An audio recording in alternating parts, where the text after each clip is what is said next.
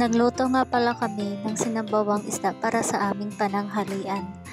Meron pala kami ditong nabiling tilapia. Bale, 2 peraso lang to. Tapos pinahati lang namin sa gitna yung tilapia. Bale, bago ko muna siya sabawan is piprituhin ko muna. Bale, ito nga pala yung sahog ng aming sinabawang tilapia. Meron kami ditong talbos ng kamote, tapos nagbili kami ng alukbate, kamatis, siling green, okra, 2 tali, tapos luya, saka kalamansi, at saka sibuyas. Fast forward na nga tayo, no? Naluto na nga pala tong ulo ng isda.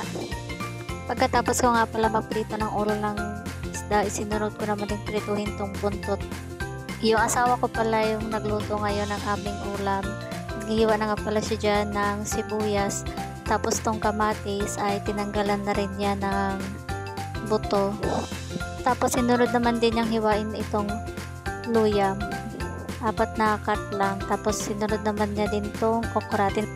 Pagkatapos ko nga pala magprito ng isda ay nagpakulo na rin yung asawa ko ng tubig.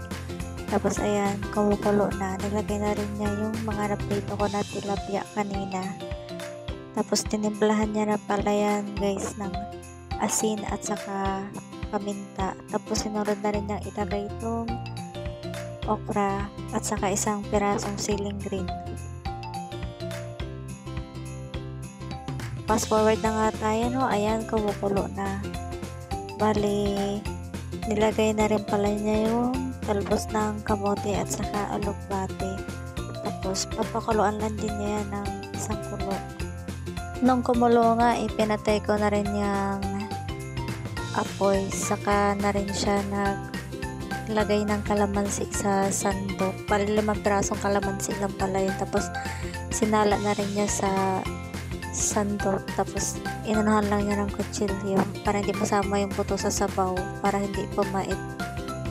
Oy, baka hindi ka pa nakapollow, please follow my page po, JJ Repolyo Vlog.